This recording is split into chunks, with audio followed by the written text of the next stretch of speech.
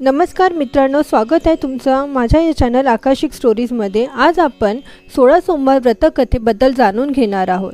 या व्रताचे मुख्य उद्दिष्ट म्हणजे भगवान शिवाची कृपा प्राप्त करणे, जीवनातील अडचणी दूर करणे आणि सुख समृद्धी मिळवणे हे आहे। हे व्रत मनोभावे करणाऱ्याची इच्छा श्री शंकर पूर्ण करतात अशी मान्यता आहे। तर चला सुरू करूया 16 सोमवार व्रतकथा। आटपाट नगर होते। त्या नगरात एक महादेवाचे देऊळ होते। एके दिवशी काय झाले, शिव पार्वती फिरता फिरता त्या देवळात आली। सारी पाठ खेळू लागली। डाव कोणी जिंकला म्हणून पार्वतीने गुरवाला विचारले। त्याने शंकराचे नाव सांगितले। पार्वतीला राग आला। गुरवाला तू कोडी होशील म्हणून शाप दिला। तशा त्याला असह्य वेदना होऊ लागल्या। पुढे एके दिवशी काय झाले, देवळात स्वर्गीच्या अप्सरा आल्या। त्यांनी गुरव कोडी पाहिला। त्याला कारण विचारले। गुरवाने गिरजेचा शाप सांगितला। त्या म्हणाल्या, भिवू नकोस, तू 16 सोमवाराचं व्रत कर म्हणजे तुझे कोड जाईल। गुरव म्हणाला, ते व्रत कसं करावं? अप्सरांनी सांगितले, पूर्ण दिवस उपवास करावा, संध्याकाळी आंघोळ करावी, शंकराची पूजा करावी, नंतर अर्धा शेर कणिक घेऊन ती तूप गुड घालावा व ते खावे। मीठ त्या दिवशी खाऊ नये। त्याप्रमाणे 16 सोमवार करावे। 17व्या सोमवारी 5 शेर कणिक घ्यावी, तूप गुड घालून चुरमा करावा, तो देवळात न्यावा, भक्तीने शंकराची षोडशोपचारांनी पूजा करावी, नंतर चुरम्याचा नैवेद्य दाखवावा। पुढे त्याचे 3 भाग करावेत। एक भाग देवाला द्यावा, दुसरा भाग देवळात ब्राह्मणांना वाटावा किंवा गाईला चारावा, तिसरा भाग घरी घेऊन जाऊन सहकुटुंब भोजन करावे असे सांगून त्या नाहीशा झाल्या। पुढे गुरवाने ते व्रत केले। गुरव चांगला झाला। पुढे काही दिवसांनी शंकर पार्वती पुन्हा त्या देवळात आल्या। पार्वतीने गुरवाला कुष्ठरहित पाहिले। तिने गुरवाला विचारले, तुझं कोड कशाने गेले? गुरवाने सांगितले, मी 16 सोमवाराचं व्रत केलं, त्याने माझे कोड गेले। पार्वतीला आश्चर्य वाटले। तिने आपला रागावून गेलेला मुलगा कार्तिक स्वामी परत यावा म्हणून हे व्रत केले। समाप्तीनंतर कार्तिक स्वामी लागलीच येऊन भेटला। दोघांना आनंद झाला। त्याने आईला विचारले, आई, मी तर तुझवर रागावून गेलो होतो आणि मला पुन्हा तुझ्या भेटीची इच्छा झाली, याचं कारण काय? पार्वतीने त्याला सोमवारच्या व्रताचा महिमा सांगितला। पुढे कार्तिक स्वामीने ते व्रत केले।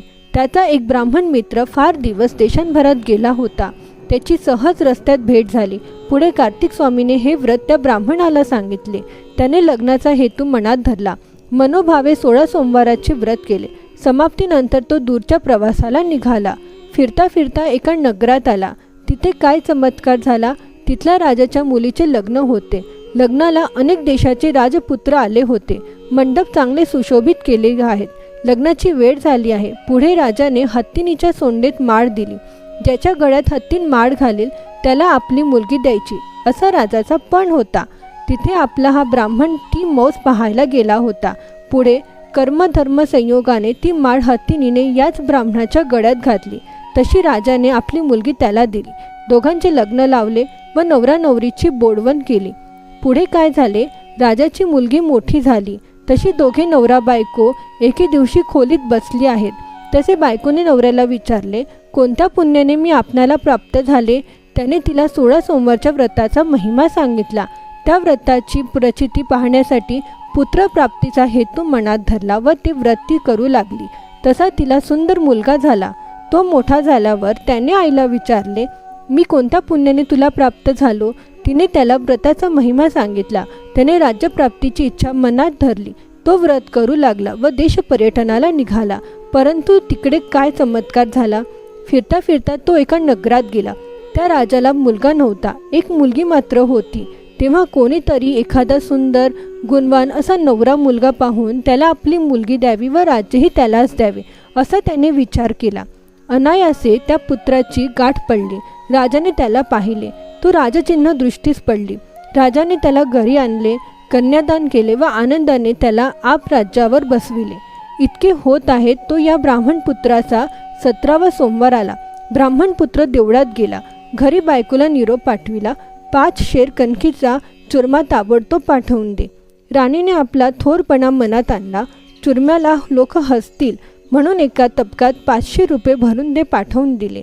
चुरमा वेळेवर आला नाही, व्रत भंग झाला म्हणून देवाला राग आला।